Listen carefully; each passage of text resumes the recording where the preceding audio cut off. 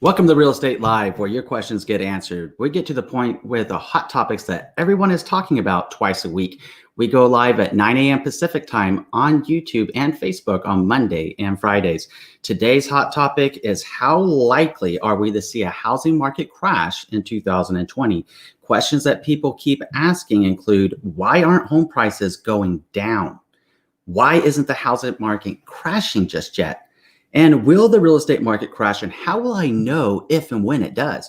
These are all great questions. And joining us today is Celeste Harvey with Fairway Mortgage. Celeste is going to tell us what's going on the mortgage side of things, along with today's mortgage interest rates.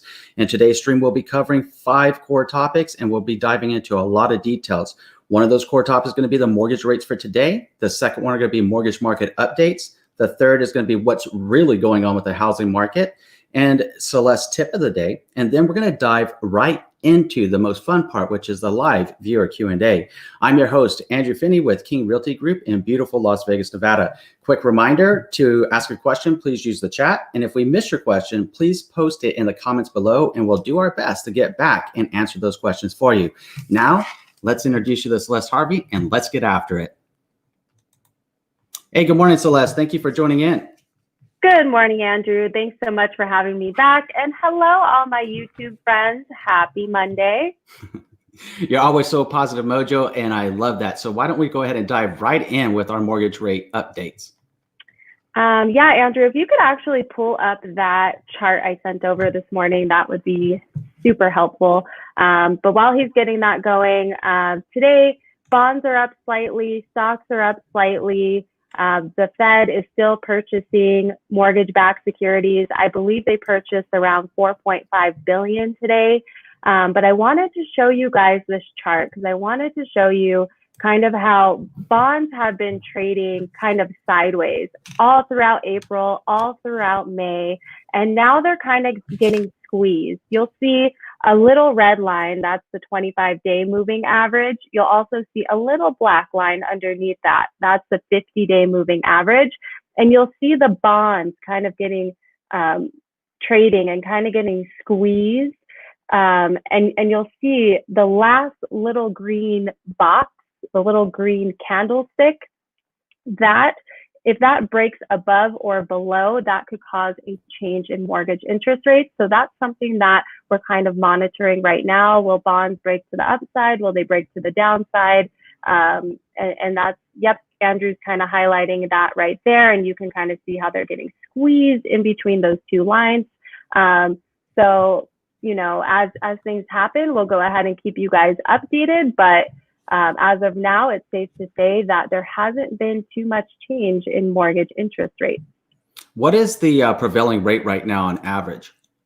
On average, I would say it's the low to mid 3s, and it really, again, just depends on your loan program. Are we talking about a 30-year fixed loan program? If we're talking about a 15-year fixed, we're looking at, you know, mid to high 2s.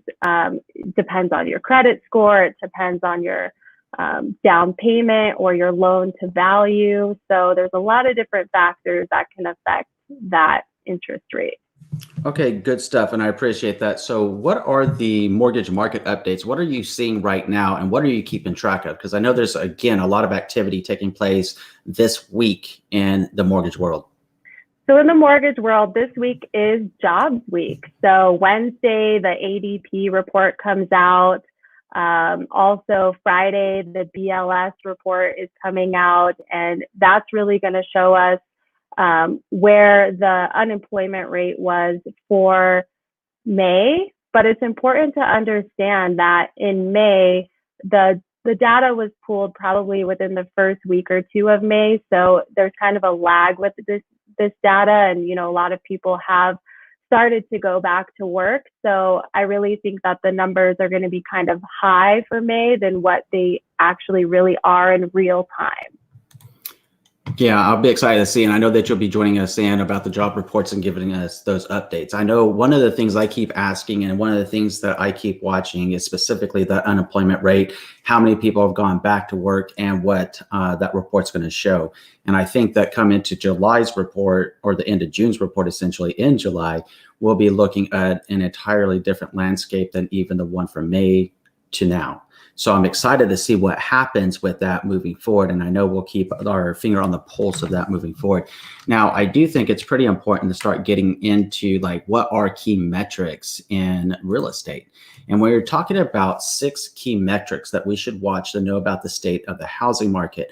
I'd like to share with everybody, what those are and what to consider moving forward as things to watch. And if we watch them together, then we're going to know what's happening in the real estate market. Now, ultimately, I would like to share with you the best time to buy or sell a home is when it's right for you, for the reasons that are important to you at the time that it's important to you in your life. Real estate markets go up, they go down, and they go all around. What doesn't change is where you are in your life and when you're making that decision and it makes sense to you.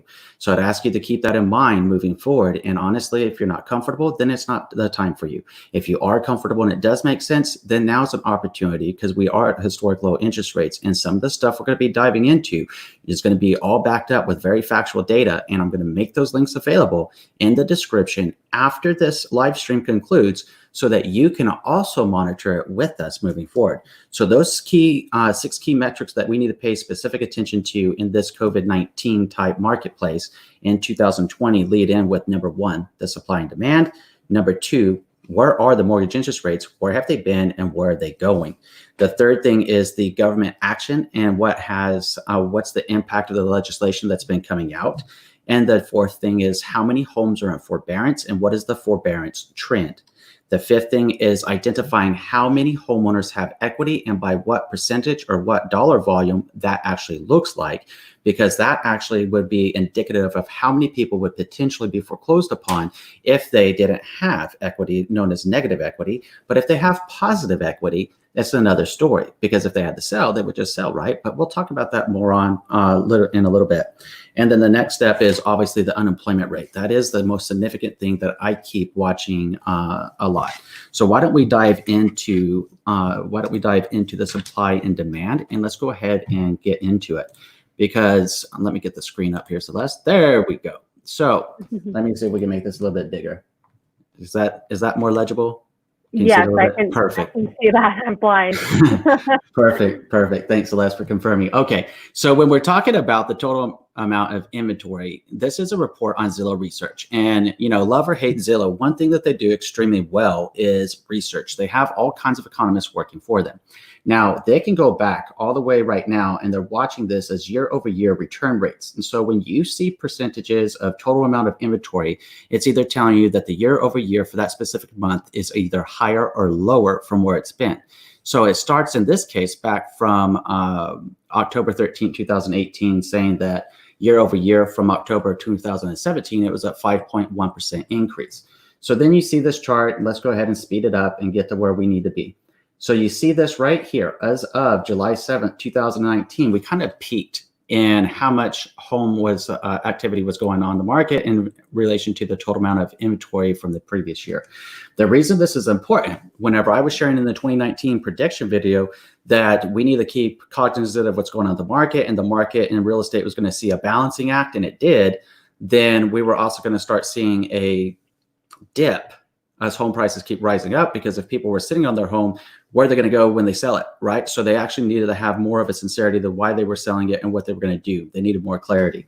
So when we start looking at these numbers and you start watching it just go month over month, so then you go to August 19, 2019, we were at the balance point. We were at that break-even point going into the fall of last year, right? At 0% year-over-year increase, okay? Then we started going negative.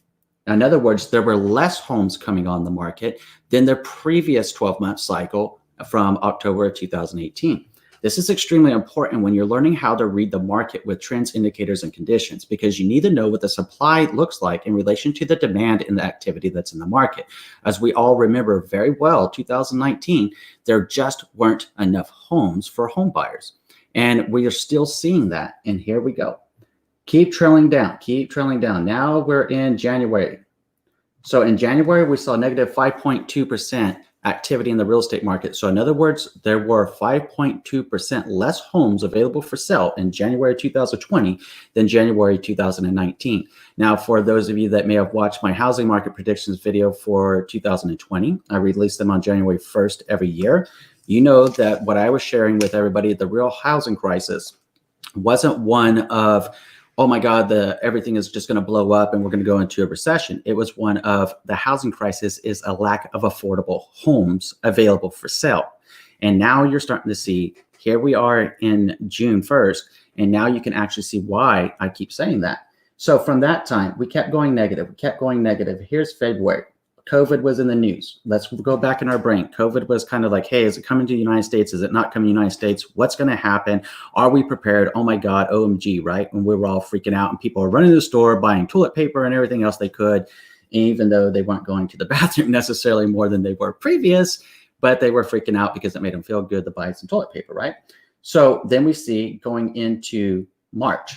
So now this is whenever I always say, hey, crap hit the fan. And real estate and mortgage, I mean, people were dropping out of escrow, furloughs were starting to take place, people were getting laid off, all kinds of stuff was happening, right? And then we were still at a negative 7.4% inventory, okay? Then we go into April, everything got real. State lockdown started going into place, stay-at-home orders, right? And you notice this very sharp drop, very rapidly going down in the total amount of inventory available to the beginning of May, but now at negative 17.4%. So what kind of market are we going to have if we're down that low of inventory, negative 17.4% from May of last year to this year?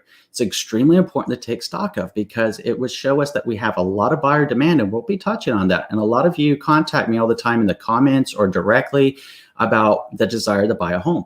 A lot of applications have been flying in across Celeste desk, and I've been sending out a lot to the loan officers as well to see if people can get approved, right? So if we're in a down market, that's going to be highly indicative of a seller's market in this case because the inventory is so tight and the home buyer demand is so high. But going back into May is when we started seeing that uptick in applications.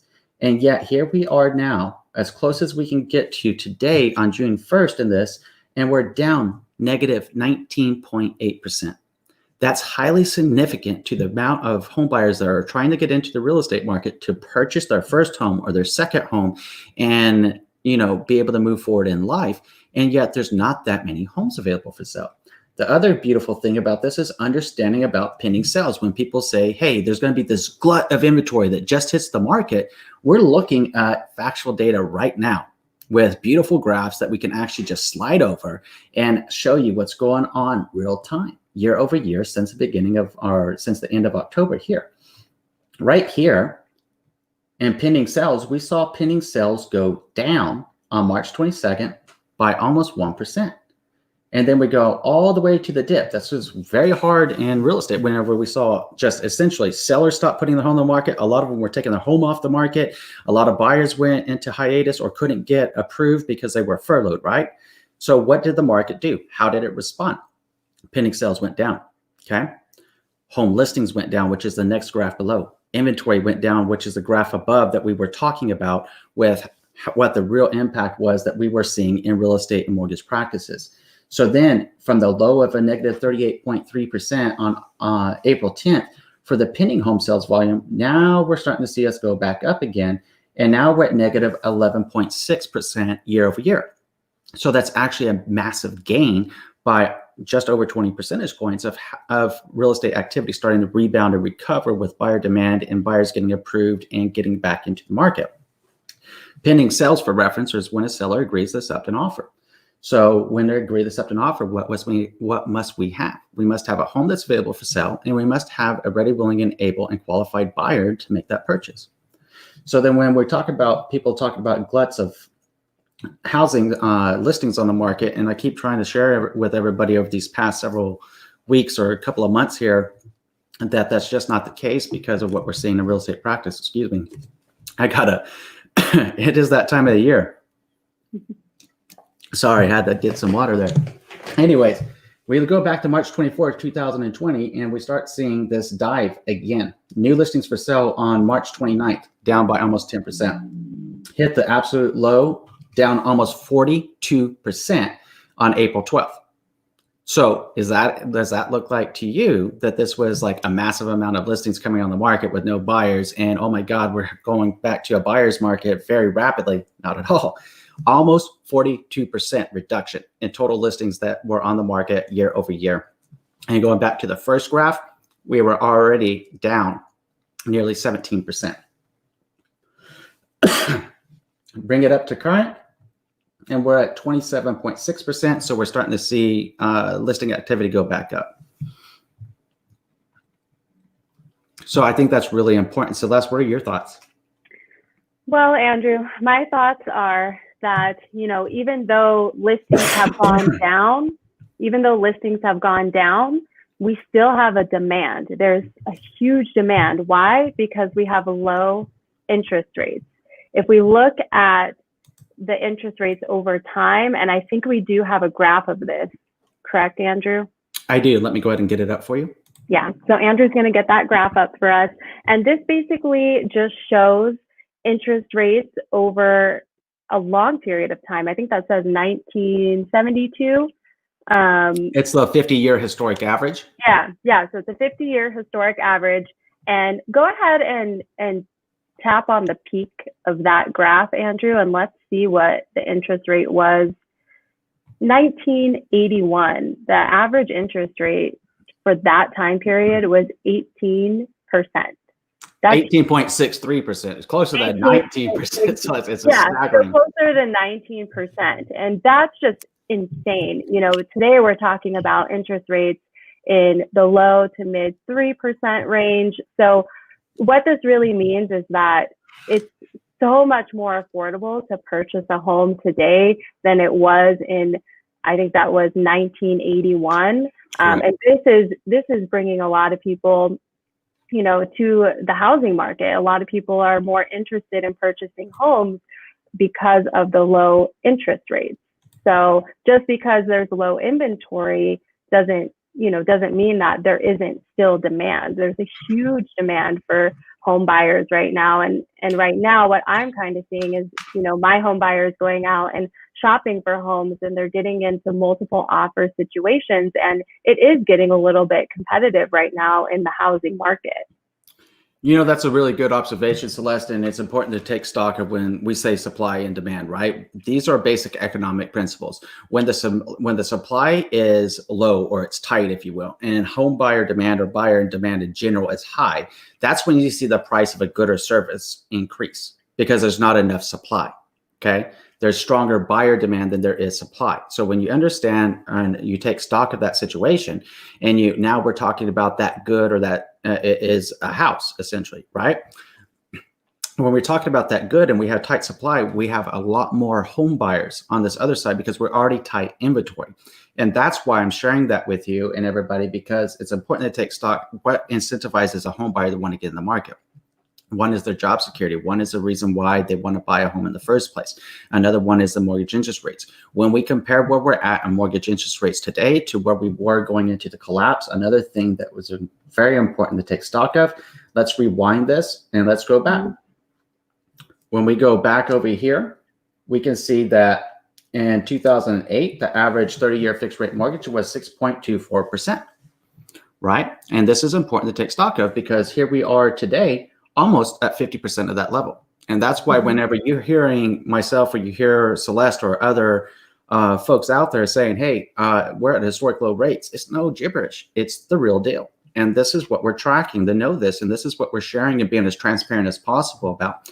Now, I've watched some different YouTubers videos recently, and I got to be honest, there was a couple that I was pretty impressed with. And one of them, it seems like he's a person after my own heart, in my real estate heart, because we use the same graphs and the same metrics. And I thought it was wonderful because we're trying to educate you as a consumer about the realities of what's taking place in the market from a real estate practitioner, somebody that does this full time, a loan officer that does this full time, so that we can ideally help you make a well-informed decision that's right for you. And we're using the numbers and we're using the stats to show to you. In the case of my channel, I make all of these links available to you so that you can take stock of the overall situation. So I hope this is helping you gain clarity and insight of what's realistically happening in the real estate market and the loan world. And why, when you hear these things, this isn't like some type of sleazy sales or anything else like that. It's not what this is about. This is about you, your life, and making a well-informed decision that's right for you for the reasons that are important to you, but also taking stock and removing that fear-mongering nonsense that we do hear out there a lot in media, and balancing it with facts. And that's what the goal of these live streams are. And that's what the goal in over 650 videos over the last 4 years on my channel are, is to help you. So I really hope that you're finding this beneficial, what we're going through. So Celeste, you're absolutely right. It's a great time to get a mortgage, and it's no lie. We just saw it right there on the chart. Mm-hmm. So Jack Fraggle, I do see that you're waiting in my inbox down there. And it says Jack Fraggle Productions. So Jack, given a previous experience with somebody that tried to join the stream, I want to confirm, and please tell me in the comments if this is true, that this is you. If it is, then we'll bring you on and hear what you have to say. So going into the next step, we're looking at the government activities and legislation. Now, we all by now have heard of the CARES Act, and we've heard of mortgage forbearance. So what are you seeing as trend line curves, Celeste, in mortgage forbearance?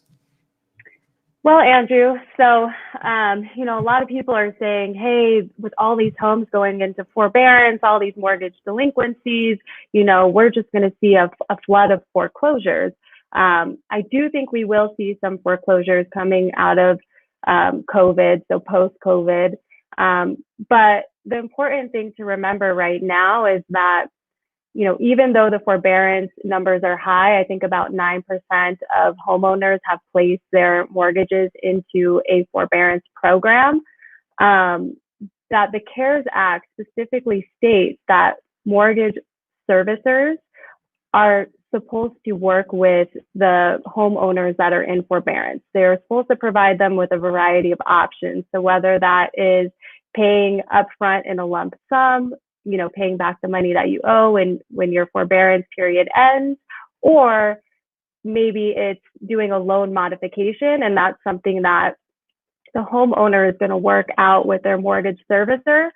But and here's the chart here. Andrew has it pulled up, and it shows the number of loans in forbearance by, loan programs. So you have Fannie and Freddie are conventional loans. You have FHA and VA are government loans. And then there's another category as well. And if you look at the total, you total it all up, it's 9%. So that number is high and it is scary, but it's important to remember that the CARES Act is in place to prevent a flood of foreclosures coming onto the market. It's also in place to help homeowners, get through the hard times and not be able to worry about making a mortgage payment right now until they, are able to find steady employment again. So, I think that's really important. And I think something else I'd like to bring up is equity. No one's really talking about how much equity homeowners have in their homes these days. I think the number is about, the average homeowner has about $177,000 worth of equity. And yes, Andrew has this page pulled up here. So this is CoreLogic. And if you scroll down, here it is. Right here, it says the CoreLogic Home Price Index recorded a quickening of home price gains during the fourth quarter of 2019, helping to boost home equity wealth. The average family with a mortgage had $7,300 gain in home equity during the past year, and a total of $177,000 in home equity wealth. If we look at, the past, we look at 2008, 2007, 2009, 2010, a lot of Americans had a lot less equity in their homes. A lot of them were upside down, and we're seeing negative equity decrease by 15%, today. So we're just, I just don't see people letting go of their homes when they have so much equity. What they're really doing is they're taking advantage of the low interest rates.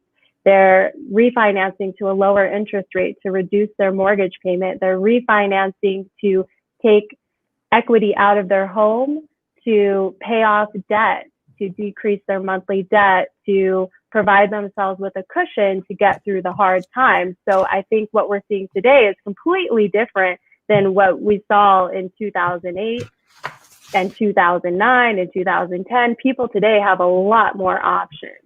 They really do. And that's what we keep talking about is, look, if we were in between a rock and a hard place and we were going to say, hey, if we were like an employee type, right? And you're a homeowner and you're like, oh crap, I don't have enough money in my emergency fund to last long. The stimulus, I either got it or I didn't get the stimulus and I'm getting the unemployment. But if I can't make my mortgage payment, what's going to happen? Well, government legislation stepped in with home forbearance programs. And then what happens if, you're running out forbearance? I believe you get an initial period, and please correct me if I'm mistaken, of about 108 days. And then you can extend. Yeah. And then you can extend, I believe, for another 1 to 108 days. Those are the numbers. So almost 2/3 of a year, essentially, you could, or half the year, you could extend if necessary. So that would give you time to get back to work. But in the case that you got back to work and you still were having a hard time, then there's loan deferral, there's loan modification. There's all these steps that would take place before a technical foreclosure would be initiated, which is 3 missed payments kicks off a notice of default. Well, if you miss 3 payments and you have a loan deferral program or a loan modification going on, or you're in forbearance, that notice of default never happens, because it's being noted that you're already in that situation and these are the steps that you've taken. So these are important things to take stock of when we are here. Some people out there fear-mongering and pushing this notion of foreclosures, and I've seen comments around like on Yahoo or Google or on other YouTube videos or my own where they're saying, well, foreclosures, take time to hit, and it's a true statement. But they're saying, oh, we're going to be hit by like over 30% of the market is going to be foreclosures in as little as 12 months. It's just not the case for the reasons that we're specifying and sharing with you today. And I realistically hope this helps you make a well-informed decision that's right for you with what's going on. So Jack did confirm that he is waiting. So let us go ahead and bring Jack on. Hello. Jack, thank you. Hello, thank you. So good to see you. So good to see you too. So Jack Fraggle of Fraggle Rock. When I was a kid, I might be dating myself a little bit here, but hey, I love Fraggle Rock. Yep, you love it too, because that's part of my content. Awesome. So Jack, thank you for joining in today and tell us what's going on. Subscribe to my channel. What's that? Subscribe to my channel. Oh, is that why you came live? Well, did you have a real estate question or mortgage thing that we could do to help out? No. I'm a YouTuber. Well, thank you. So Thank you so much for joining us. Okay. So that's a really quick way to get off the channel. So don't come on this channel, please, and be self-promoting and doing things. This channel is all about helping people make sense of real estate and mortgages. And that's the purpose of live streams. Now, I'm willing to give the link out and try to get engagement with our community and our tribe out there, because that's how we roll. We want to become stronger and better together than we are not. But if you get on here and you try to aggrandize yourself, I'm going to kick you off. You say something inappropriate, I'm going to ban you. So just so we're clear, trolls do get patrolled. And if you try to self-promote, you'll be on and off that fast. So anyways, let's move on. We were talking about this Friday. We're going to be talking about the unemployment rate, BLS report coming out this Friday. Yes. So I've been following the unemployment rate very, very closely these, past few weeks. And, this is a really important number. The amount of people who are unemployed right now, it's huge. It's a lot of people. And in April is 14.7%. And, there was a lag. I truly believe that in April, the actual unemployment rate was probably 20%. And the numbers are going to come out for May. And again, this data is lagged. I am estimating it to be around 19.5% and 20%. But keep in mind, since then, a lot of Americans are starting to go back to work. A lot of businesses and states are starting to reopen. So I think about 4 million people have actually gone back to work. And I have the statistic here. Let me find it. Let's see. the continuing claims number that came out for unemployment, it came out around May 23rd. And this measures people who are continuing to receive unemployment benefits. This figure dropped from nearly 25 million to 21 million people. So this means 4 million people actually came back to work. So that's a huge improvement. The numbers are still very high, but I think as people continue to get back to work, we'll continue to see that number decrease. But we also have to keep in mind that, businesses are now operating under these new social distancing practices. They can't operate at 100% capacity like they used to. A lot of them are operating at 50% capacity. So it's going to take time. It's going to take a lot of time for us to get back to where we were. But it's very nice to see that the numbers are starting to improve. They are, and that's why I was saying I'll be highly curious what the May report shows this Friday, and I'll be even more curious to see what the end of June report shows for that month, because it's relevant. It's highly relevant when we watch unemployment, because when people say, "Hey, the stock market's doing this or COVID's doing that, and it's going to kill the real estate market," no, it really doesn't. Because we have very tight inventory, we have historic low interest rates, we have a lot of buyers that want to own their own home more than ever before. And it's important to realize the real housing crisis right now is the lack of affordable housing across these United States. And when we take that in the context, what is the one variable? Why do I keep focusing on employment? That's the one variable that can kick real estate in the teeth. And if people that are unemployed, 40 million people, it's a huge amount of people. But in relation to the total amount of people living in the United States, I think there's close to 400 million.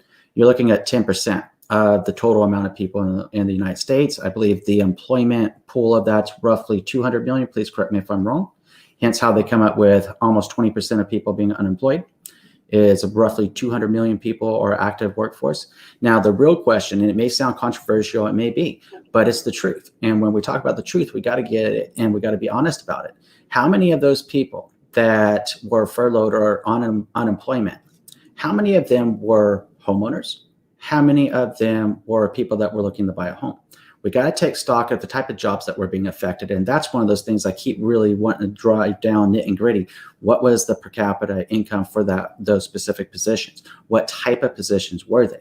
Were these people that were going to be buying a house anyhow? Were these people that already owned a home that were affected? And if it was a furlough situation that they were being affected by, did they end up getting laid off or fired? Or are they going back to work? So that's where we're watching these BLS statistics. In other words, BLS, acronym for Bureau of Labor Statistics.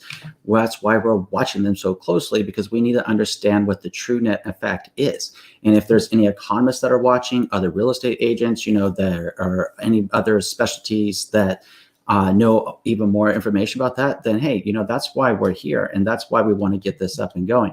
So I see Dempsey that's now waiting. So Dempsey, if you'd be so kind, please confirm that you are Dempsey that would like to join me live, and it's me. Okay, so Dempsey, let's see what you got. Hi, Dempsey. Hey, how you guys doing today? Good. You? Good, thanks. I just started listening to your channel today, and I like a lot of things I'm hearing, so props to you guys. Thank you so much for joining us in, and thank you for the kudos. What's on your mind? So I was recently pre-approved for a mortgage, and then unfortunately all these house prices started skyrocketing because of the lack of inventory, I believe. But the question I have is, I'm comfortable in my apartment where I am now. Do you suggest it's best to just wait it out? Will interest rates remain low and just see how the market looks maybe late 2020? It's a great question, Dempsey, and thank you for that. So Celeste, what is your read on the interest rates, and where do you think they're going? I know we're not prophets, so we can't say with 100% clarity what's going to happen there. Yeah. But what do you think from what you're watching and listening to? It's very difficult to time the market. It's almost impossible. We can't know with 100% certainty where interest rates will go. And there's a lot of things we got to look at. We got to take into account, we're printing a lot of money and we're taking care of the things that we need to take care of. And that's great. But we're going to pay for that later down the road. And another thing we have to watch is inflation. Inflation is not a friend of mortgage interest rates. So, a lot of stuff really just depends on what happens with this virus, how quickly people get back to work. Are we going to see a second wave of the virus hit? So there's so many different factors. And I always say, if you're ready to buy a home and you qualify to purchase a home, I would just go for it. I would go for it because, maybe the home prices are going up today, but what if they keep going up and you just keep getting priced out? Or what if interest rates start going up and now, you don't qualify for that home that you really, really wanted, or that price range that you really, really wanted? So those are great points. And Dempsey, from the real estate side, one thing that I would suggest, and it's one thing that I keep suggesting, is if you have good job security, and if the reason that you're considering buying a home right now is because it's the right time in your life, then please do explore your options. But if you're concerned in the next 3 to 6 months that you could be fired or laid off, then please don't buy a home, because I don't want to see you or anybody else get hurt. So I hope that kind of gives you a little bit of context. So what are your thoughts, Dempsey? The one thing that's a little disconcerting to me is just the prices of the houses I was looking at in like February have all gone up. My range is probably 200 to 250, and those houses now don't exist, or they're at like 280. So it's just a little concerning. But I do appreciate the advice, and I'll just keep looking, trying to find that right deal, and eventually something will jump in front of me. One thing to keep in mind, and thank you for that, Dempsey, and I really appreciate you joining us in the live stream. It's great to hear your voice and have this conversation with you. One thing to keep in mind is when you read articles and you see things that are out there that say that home sales are down, home sales were down for the reasons that we were sharing on graphs earlier in the stream, okay? This is true.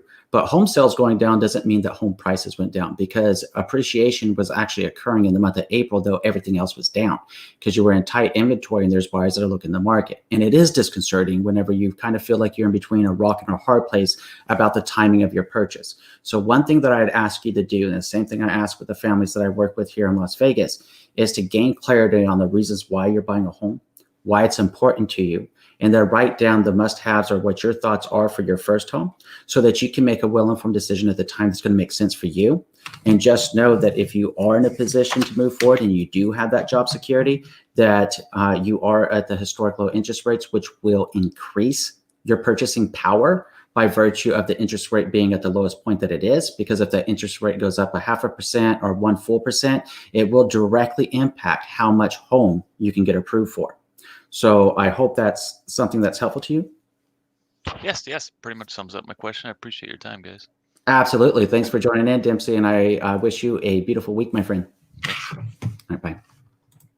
All right, so that was great. See, now we had 2 attempts at the live stream and format, what we keep trying to encourage and do and have in real time. And the second one, Mr. Dempsey, thank you. That just made my day for the live stream, to be honest with you. Love it. So Celeste, why don't we go ahead and start turning into some viewer Q&A here. We had a lot of comments flying in, and today was obviously a pretty deep topic. So it's hard to try to get everything done in 10 to 12 minutes in that topic, unless I was doing a straight up recorded type video. Micah, good morning. Micah, thank you for being here. Micah says, I locked in my interest rate this past week, a USDA loan at 2.5% with a little buy down using builder incentives. You called it on the timing of cabinet install, about 30 days left. Ah, yes, Micah, I remember. Micah was asking about, how do I know when my new construction is going to be done? I said, time the cabinets, and you've got about 30 days left. But what I'm highly excited about for you, Micah, not only the wonderful new home that you're getting ready to close on, but at that 2.5%, I'm starting to get a little jelly, frankly, because I don't have that kind of a rate. Yeah, I was about to be like, yeah, that's a great interest rate. Congratulations. That's the best one I've heard of so far. So rock on, Micah. Super excited.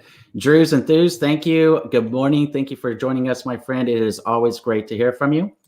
Claudia, thank you, ma'am. Good morning, and it's always a pleasure. Chad, thank you for being here, Chad. It is great to have you here with us today. Cloudy Cloud, love it. Look at that, love it.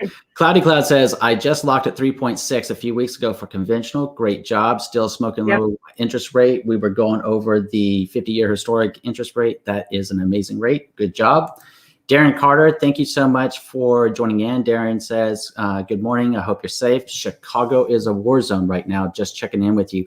Hey, Darren, thanks for checking in with us. And I was watching what was going on with the protest with George Floyd's wrongful death, obviously very wrong. And it's tragic. It really is. But one thing that I'd ask people to do is to use these as opportunities to realize that we're stronger and better together. And it's not by looting and rioting that we're going to make a difference. You know, Gandhi and Martin Luther King Jr., and they never preached violent protest. They preached nonviolent protest. And that's how we have to come together. And that's what we got to do moving forward. We have to hold our politicians to account. We have to hold the people that are in public services, even first responders, to account. So I'd ask that we come together in this time, and please let calm minds prevail. It's a tragedy. It's tragic. I'm just as angry, but let it be a righteous indignation that we can use to have a constructive forward path so that we can make a better world for ourselves and correct the problem, not be part of the problem. So, Darren, I do appreciate you checking in with me, my friend, and I hope that you and your family stay safe. I see Mike R in the waiting box down there. So, Mike, would you please confirm that you are Mike R? Nathan says, good morning. Good morning, Nathan. Thank you for being here. Carmina says, good morning, everyone. Carmina, thank you, my friend, for joining in. Always a pleasure to hear from you. And let me see, because okay. So I'm waiting to see if Mike R confirms. Okay. The easiest way to do that, by the way, is to chime in the private chat that you would see to your right-hand side of your screen. Dempsey Doodle says, with unemployment remaining high, even after the economy opens up, how will this not support a large influx of homes being foreclosed eventually? How can the Fed pay MBS investors? Thanks, guys. So, yeah, hey, this is Mike R. Okay, great. Let me, Mike, let me answer this question of Dempsey right here, and then I'll bring you up. And thank you for confirming. So Dempsey says, with the unemployment rate remaining high even after economy opens, that's speculative at the moment. The economy is just starting to open in a lot of cases. A lot of people in Las Vegas, Nevada, for instance, won't even be returning to work until the end of June or middle of July. So that's where we got to watch these BLS stats and these reports coming out at the end of every week and at the end of every month, right? So we got to watch these and see what exactly is going to be taking place and shaping up here, because it's estimated that in a lot of cases that 80% of the 40 million people that are presently have made unemployment claims will be returning to work as the states lift the stay-at-home order. So that's significant. That means that we are left with 20%, or roughly 8 million people that would be on unemployment at that time. So when we start putting that in the context, that would be akin to what would it be, about 4.5–5% unemployment rate in the labor force of 200 million. So it's important to take stock of that situation. So when you're talking about how will it not support a large influx of homes being foreclosed eventually, well, here's the thing. We just talked about mortgage forbearance. We talked about loan deferrals. We talked about loan modification programs, all of those before you would even breach the notice of default to be foreclosed upon. Now, that's why we also came and had the conversation about average homeowner equity in a home. Even if somebody was in a position that they couldn't pay the mortgage, if you have equity in your home, the smartest decision any of us could ever make, as much as it would suck, but the smartest decision any of us could make is to sell that home, take that cash, and rebuild our life and reassess in the future if we wanted to go back into home ownership when we gained our employment. Now, Celeste and I showed you the CoreLogic report that shows that the average homeowner has $177,000 of home equity. That's staggering. Now, what could a 100, Capital One says, what's in your wallet? Well, if it's $177,000, what would you do with it? I mean, that's the real estate side of that, right? That's a lot of money that rebuild our lives. So when the next question is, how can the Fed pay MBS investors? Thanks, guys. Celeste, please take it. So, the Fed, they're purchasing mortgage-backed securities essentially to keep our mortgage market intact, to keep things flowing. They're doing a lot to provide liquidity to banks. So everything that they're doing to stimulate the economy, to keep things flowing, to keep the wheels moving. So they're doing what they have to do. But yes, later down the road, we're going to deal with this in some way, shape, or form. Whether that's, high inflation, we'll have to deal with it later, and we'll just see how that kind of all plays out. Okay, so we'll be keeping our pulse on everything. That's the purpose of the live stream. And sometimes we get some questions that need to be a little bit more vetted out. And that's one of them that we're going to have to watch and see how it plays out. Now, let's bring Mike up. Mike, good morning, sir. How are you? Hey, good morning, Andrew. Thank you so much for having me. I watched quite a few of your videos over the years. I was actually didn't realize when I got on here I was going to get the chance to speak. I was just typing out my comment. So, well, thank you for joining and thank you for letting us know. So, Mike, I really appreciate you are here and part of our tribe, and it's a pleasure to hear your voice. So, what's on your mind, Mike?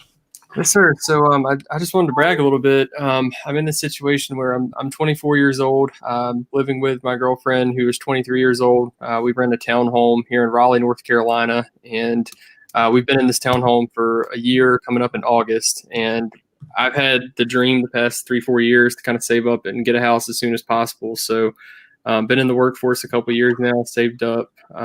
We locked in 3 or 4 weeks ago now. 2.85% on a 2030. Wow. PMI 143 per month. Purchase price of the home $336,000. Closing costs total are going to be $6,800, and we got the seller to pay $6,000 of that. Wow. Wow. I am ecstatic, and I'm expecting every day for something to blow up and prevent it from happening because it feels too good to be true. Well, let's get that thought out of the head. Let's not put that out there, Mike. Let's not put the negative mojo out there. Let's keep giving you the push for the positive mojo so that everything keeps working out. You've worked hard, you and your girlfriend, to be able to buy your home, and you guys deserve what it is that you're enjoying presently. So you keep doing that. Now, when you're telling me that you're 24, it occurs to me that you're on the elder side of the Gen Zers. And I find this very interesting, and I've talked about it a lot, as you may already know, from different prediction videos over the years. So my curiosity is, how long ago, Mike, did you begin watching the channel, just from a curious point of view? I've always been watching sort of mortgage type videos, whether it was yours or someone else. I know Dan Frio is an actual lender who makes videos that I saw. I think over the past years when I really delved into very specific videos about the closing process and what lenders look for and that sort of thing. And that's when I kind of really got into your videos and, watched how to make sure this doesn't blow up in your face type stuff. No, I think that's awesome, because one of the comments that I make about your generation is that I believe your generation is extremely, extremely smart, and much smarter than people think. Because whenever on my side as a YouTube creator, I can actually see demographic ranges of what the age is that somebody's watching the channel. And one thing that I've always been amused by is the people in your generation from like 18 to 24. And it accounts for roughly 11%. But yet the age of a first-time home buyer is 33, which is a millennial. So I thought, that's really interesting. I didn't know an 18 to 24-year-old would be so interested. And yet here you are now buying your first home, a whopping 9 years before the average first-time home buyer. Good job. Good job. I feel like Dave Ramsey yelling at people my age not to buy a new car, because I've kind of been smart with my cars and always bought in cash. And, I've never sold one for like less than I bought it for. I've always, made like $1,000 on every car. So that's really helped a lot. And I have people at work, which I'm working from home. I'm in sales, but I've had people at work who in January were, because I knew I was the car guy, they'd always ask me what car to get. Oh, look at this 2018 Honda. Look at this 2019 Toyota. And I'm like, why would you, the whole point of Toyota is that they last forever. Why would you go into debt for your whole life to have a Camry when you can get a 06 Camry, pay in cash, and it won't break down? I'd always had this, and now that the pandemic has happened, they're coming to me like, oh, I'm so glad he said that. So that feels good. It does. And it sounds like everything's going right. So, whenever you get ready to close, I'm super pumped up for you and your girlfriend. Super happy that you joined in today. My question to you would be, what would be the most helpful type of video from us moving forward to help you next? Ooh. We're getting really, really close down to it. I will tell you a mistake I made. Yes. I don't know how to tie into a video, but so I've got 2 credit cards. One is through State Employees Credit Union here in North Carolina. It's a Visa. It only reports to, I think, Experian. But then I've got a Discover It. And I was, we were paying for a bunch of different things, the inspector and this and that at the start of this whole process. and I had a phenomenal sort of credit utilization rate. That was one of the things that really helped my credit scores.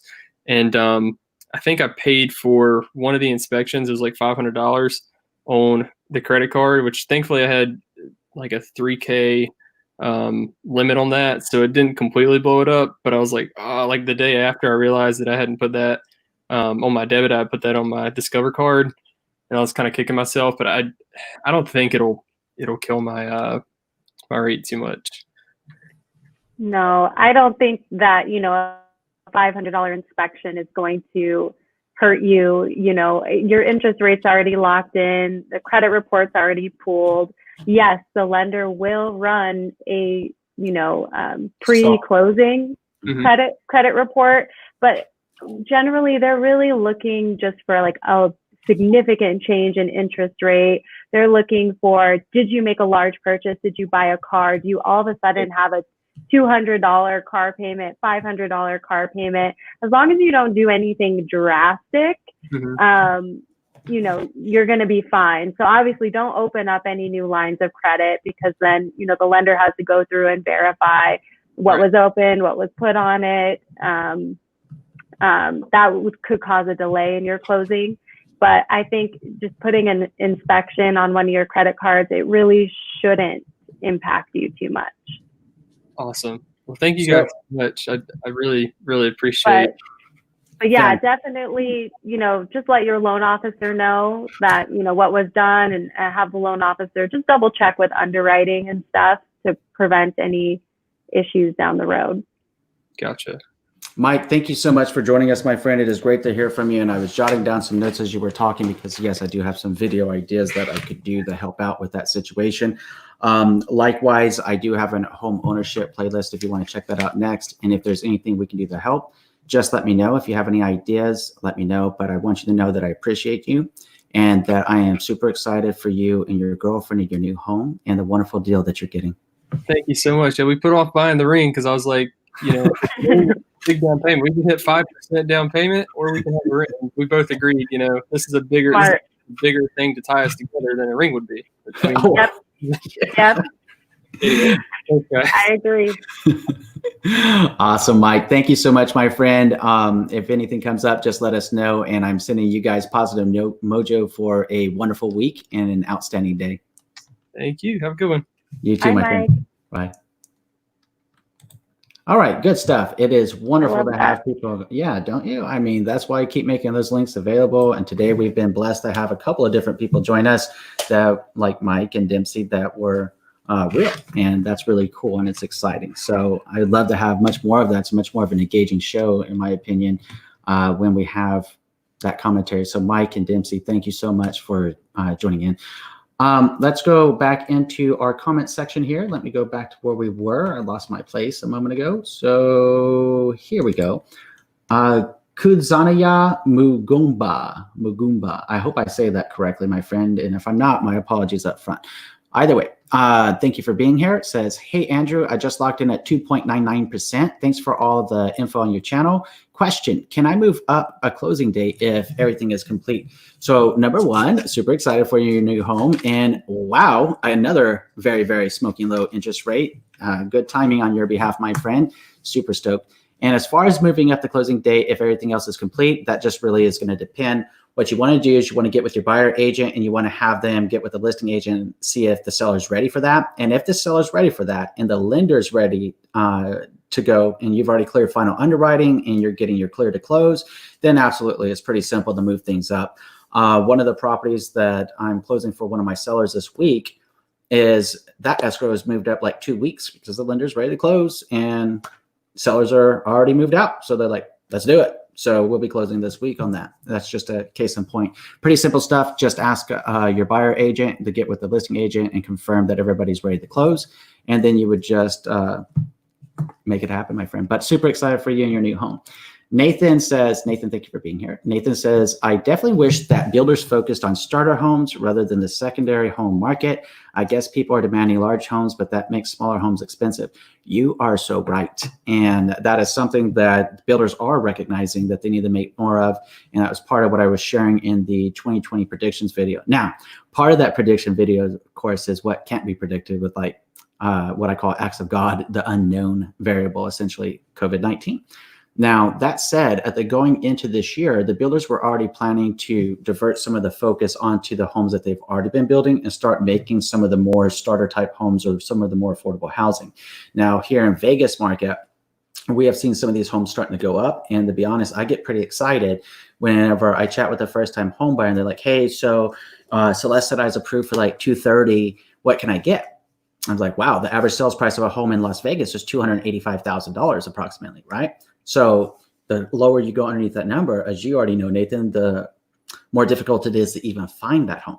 But so whenever I saw a new construction, and it was a townhome, but when I saw a new construction townhome that was under that amount of money, and I was like, wow. And it was in an area of town that a lot of people seem to enjoy. Wow. And now I like broadcast that to everybody that tells me, I say, hey, so this may or may not be for you, but wow. If I was a first-time home buyer and I was looking to buy a home at that price, I would probably move over there just because I thought it was such an amazing thing. And being new, the beautiful thing about it is you know that you're not going to have to worry about the roof and some of the big stuff in a house for quite some time. So I think that's a valid point, and I think that we're going to see more and more builders adjusting to that. Let's go, and thank you again for being here. Tiger. Let me see if I get Tiger up over here. Okay, there we go. A little bit of lag there. My apology. Okay, so Tiger, thank you for joining us. It says, FYI, guys, update. My wife is back to work and all is good with my bank and progress. I'm waiting today for my realtor to take pictures of my current house to put it on the market Thursday. Lots of work. Hey, Tiger, super excited. You might remember that he's getting ready to go through all these life things, and we were talking about the importance of his wife going back to work. He thought she would be back to work at the end of May, and definitely is. Tiger, that's awesome to hear. Thank you for the positive mojo. Sending you and your wife positive mojo. Everything works out great. And of course, it's very inspirational to hear how the return to work dates are impacting everyone's life. So that's awesome. Thank you. Micah says, I agree with Nathan. It was hard to find a starter house because new homes are mostly too large, expensive, and cheaper, smaller homes are in bad areas. We found one. It was an exception to the norm.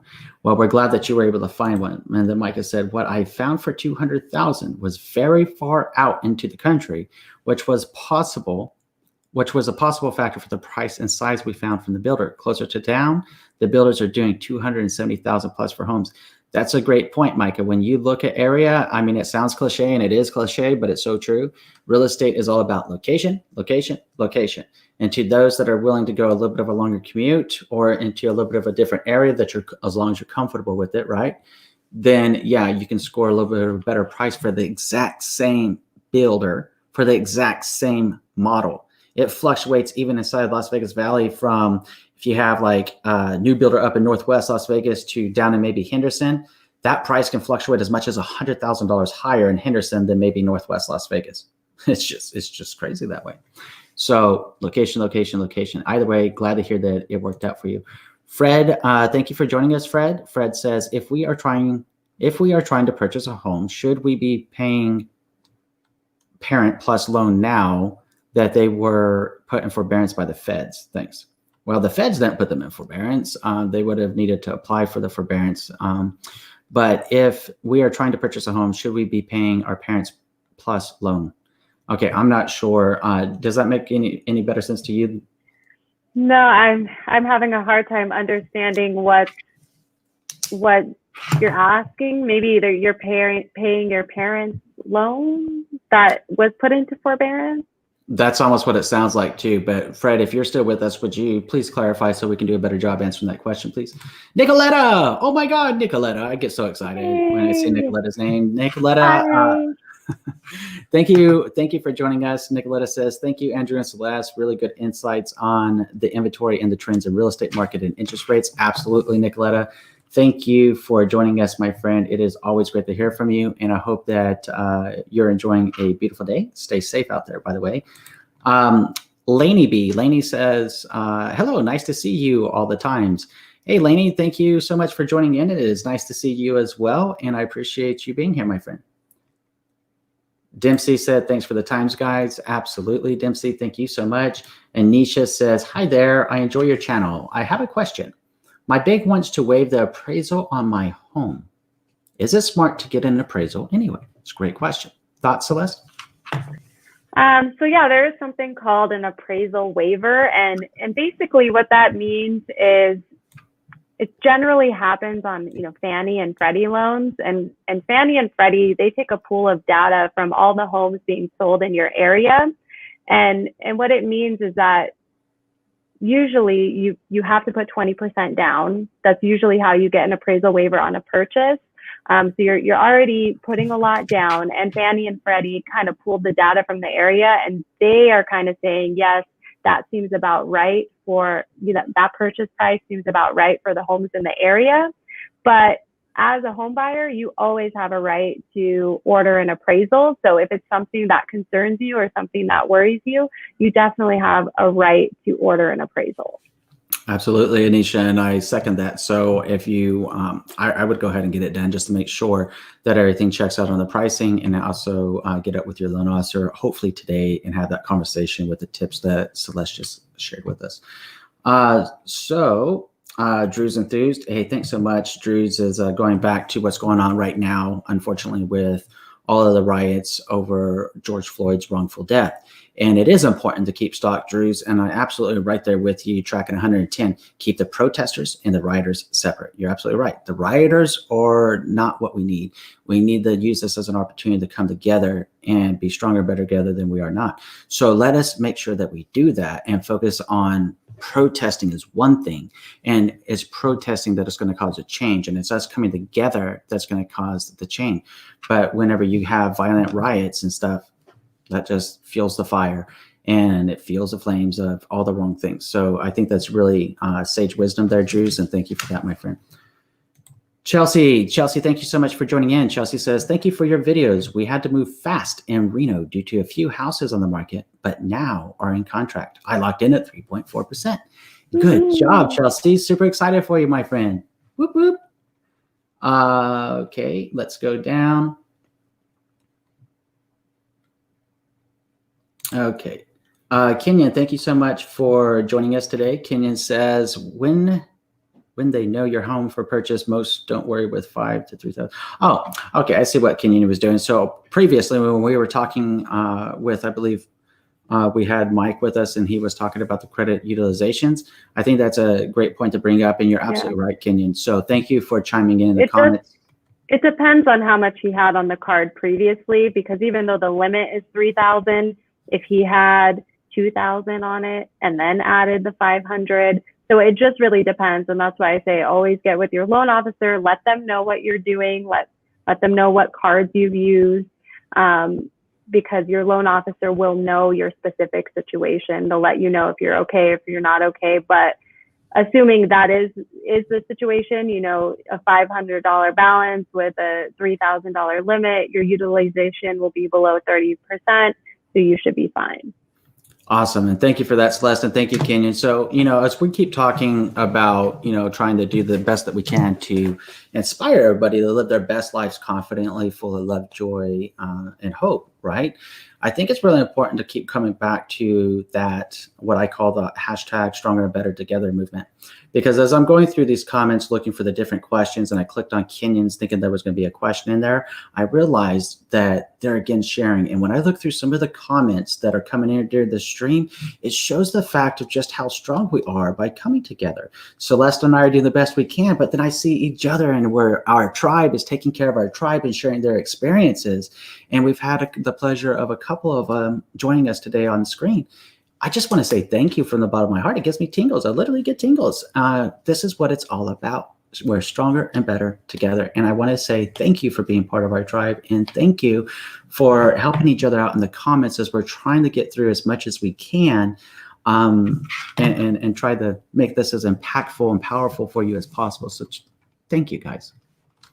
So Sanders says, buying a house is investing in yourself. Why would anyone flush rent money down the toilet every month? Sure, one has to make a knowledgeable purchase. Yep, good point. Thank you for sharing your thoughts with us. Dempsey says, can a change in your income after a pre-approval, more income from a promotion, be applied to your application? I'd like to increase my purchase price. Great question. Celeste? Yeah. So definitely, if you've had an increase in income after your pre-approval, you definitely want to let your loan officer know, hey, I got a raise. This is what I'm making now. And definitely have that loan officer recalculate your income to see if you can bump up that purchase price, and potentially have more options for homes, especially since we're seeing low inventory right now. Mm-hmm. Okay. Thank you for that, Celeste. Let me go. Micah was one of the people I was talking about living out the Stronger, Better Together movement here. Said at Fred Hooker, Parent Plus loan is as in the one for college ? It's a great question. And thank you for that. And if it's in forbearance, leave it that way or account towards your debt to income ratio when applying. Then after closing, feel free to start or continue paying on it. And then Fred had chimed in, yes, I have a Parent Plus student loan that has been deferred. Okay. I guess is the right working until September. Should I continue to pay the loan even though I didn't ask? So you need to gain clarity is my thought on exactly what's going on, because if it's been deferred, then you need to probably follow, because it sounds like Micah has some a lot of familiarity here to make that suggestion. So make sure that you explore your options. So if your student loan is deferred, so this has been happening a lot actually, is that student loan companies have just been automatically placing the debt into forbearance or deferring the debt due to COVID-19. That actually happened to my student loan. And yeah, so I have the choice to pay it, or I have the choice to leave it deferred until September.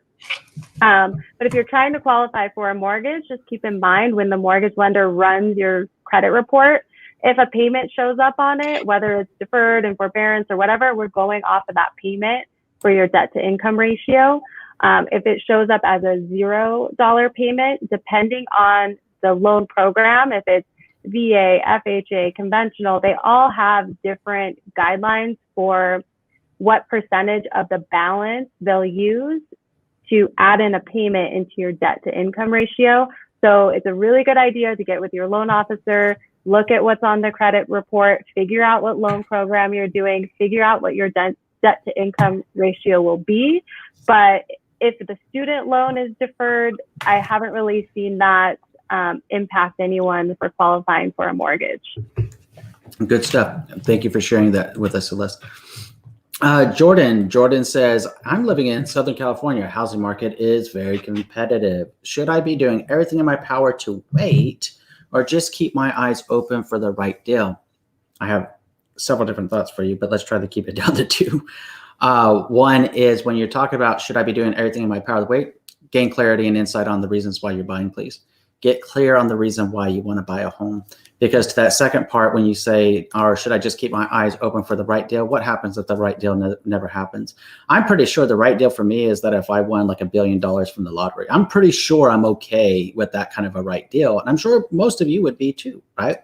The reason I say that is it's all about what makes the market tick, where tick is an acronym, trends, indicators, and conditions, TIC, trends, indicators, and conditions.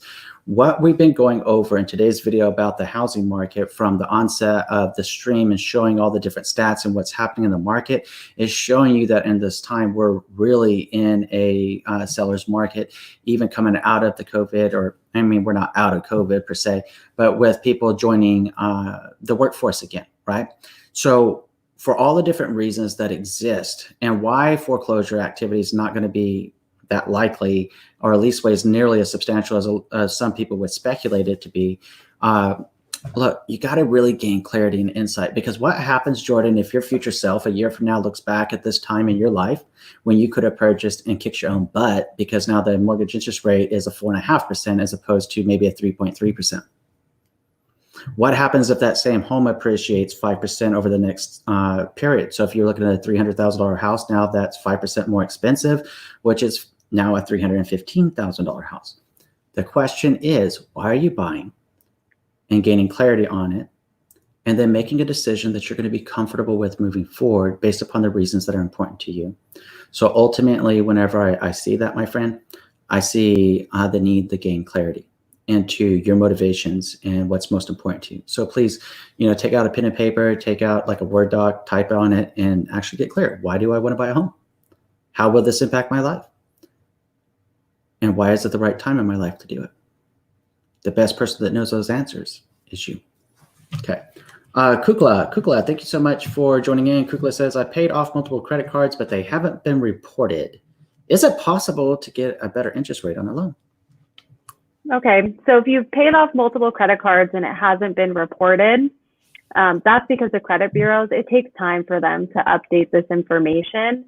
It could take anywhere from 30 to 60 days, and that's just dependent on the credit bureaus. Another thing you can do is maybe you can do what's called a credit rescore, and that's something that your loan officer can help you with.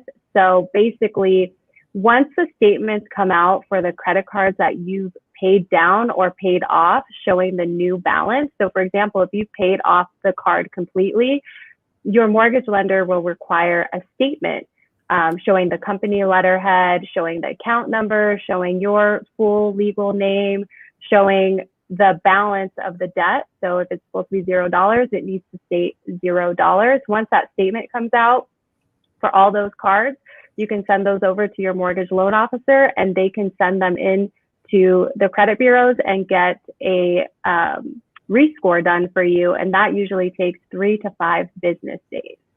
Okay, good stuff. Thank you. And Kukla, I hope that helps. Fred Hooker says, thanks, Fred, for joining us, and thank you for the great questions. Logical Indian, thank you for joining us. Logical Indian says, hi, Andrew, thanks for the great content. I have one question. Have you heard about construction to perm loan program? I saw a TLC home which needs some repairs. Can that loan program be considered? That's a entirely different type of loan, but construction to perm, is a situation, well, we have Celeste, so let Celeste get into construction to perm loans since she's a loan officer. Yeah, so if you already have an existing home that needs repairs, you can look into something called a renovation loan.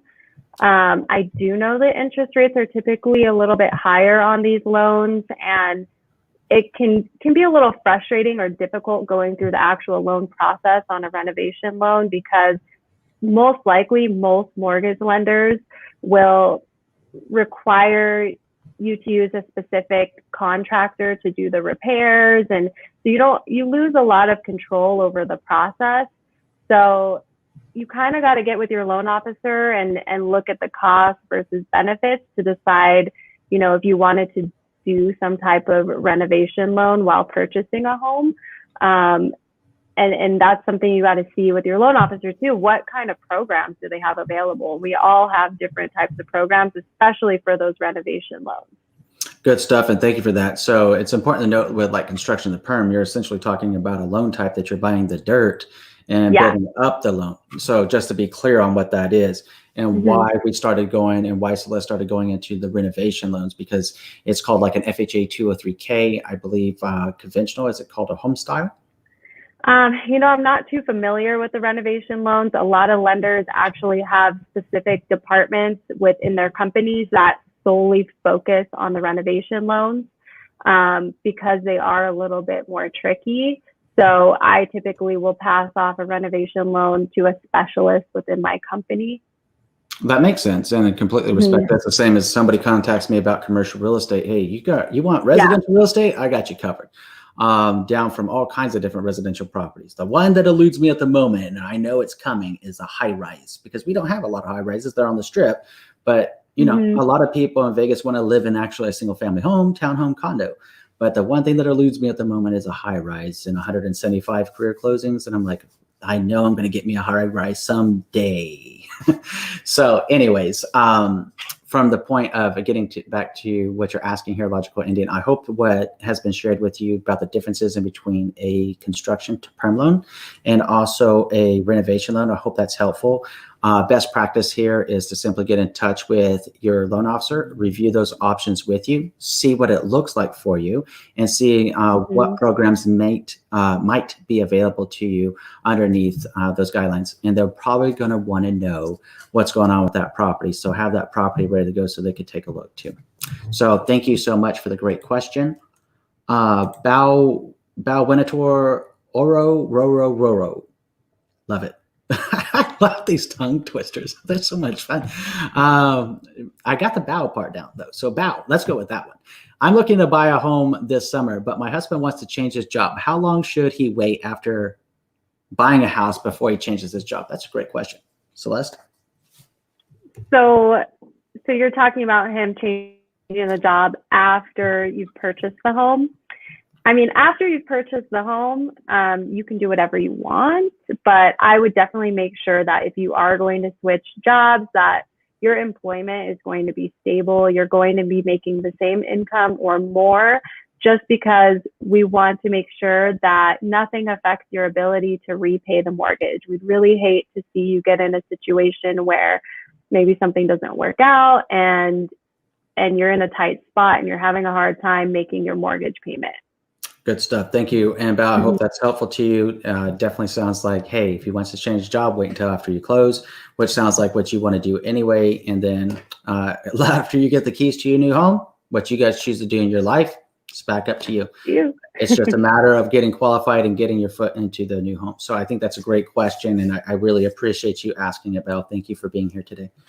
Jason says, I'm selling my house. I feel like my agent is phoning it in lately. Or is it just the market? And if we do decide to let her go, can we sign a contract with her? Now that's very interesting. So if we decide to let her go, can we sign a contract with her? Okay. So let's get to the first part of this, Jason, and thank you for joining us. And you said that you feel like your agent is phoning it in lately. One of the things that we need to always do when we hire an agent is to check them out online, review those past sales performance, review those past testimonials from families, and gain clarity on what that agent's going to do. Now, when you list your home, you would have probably already had, or should have already had, a contract with your agent.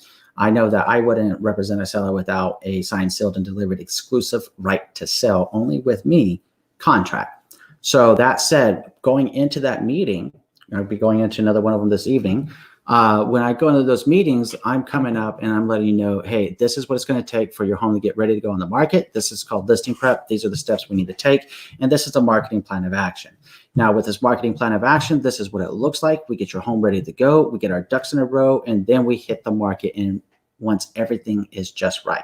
That's how you get and take advantage of the market, if any market, is realizing that when you list a home for sale, you're playing Match.com with your house. And you're essentially asking a buyer in many cases to marry a 30-year mortgage to get in there. So we got to make your home glam. We got to make it really like showcase the fab of the house. Fab is one of my acronyms that mean features, amenities, and benefits. We got to showcase those features, those amenities, those benefits, and we got to get it in its best light possible. So when you're saying phoning it in because of the market, here's the thing, 3 weeks ago, middle of all the COVID stuff, people saying, oh, these unemployment rates are coming out. Nobody's doing anything, whatever. List a home in Southwest Las Vegas on a Sunday afternoon. On Monday morning, whenever I woke up, I had 2 offers in my inbox. So it's all down to planning. It's all down to what price range are you selling. It's all into the home buyer demand in your hyper local market. So I'd ask you to have those conversations with your agent and ask your agent what type of activities and steps have they been taking to sell your house. And then if for some reason it's not a fit, then what you want to do is you want to do what you need to do at that point, as far as whether you guys continue working together or not, and what that looks like moving forward. So then to the second point, we say, if we let her go, when we sign a contract with her, okay, can you let her go? I see. Okay, so that was just a little blurb. I see. So can we decide to let her go even if we've signed a contract with her? Great question. So that's what we were just answering on that. You could let your agent go in such a case, but you just need to get with her and explain why. As a professional, whether it's a buyer or a seller, if for some reason there's an impasse, I always want to know why. Just so as a professional, I can improve myself and work on the things I need to work on to make it even better. So that said, thank you so much, everybody, for joining in. We've been streaming live for a wonderful almost 80 minutes. Love it. So I really appreciate everybody being here today. Now, Celeste, did you have any final thoughts before we conclude today? Well, I just want to say thank you, Andrew. Thank you for having me live. And for anyone who's listening, if you have additional questions about the market, about interest rates, about renovation loans, I'm happy to look into information for you. Here is my website. My personal cell number is on the website, my email. If you want to fill out a loan application with me, I am licensed in California and Nevada. So you can go ahead and apply with me. If you are in a different state, I can always find a loan officer for you within my company to help you in that state.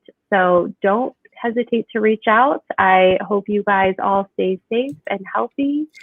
And that's it. Thank you so much, Celeste. Great to have you here. And as always, my friend. So everybody going out there today, hey, let's keep living up that stronger and better together movement, because that's what it's all about. And please, we can all make this world a better place. And if for only the reason someone else smiles today. So go out there today, have a positive, productive day, and please be the reason someone smiles today. And we'll see you again on Friday. See you soon.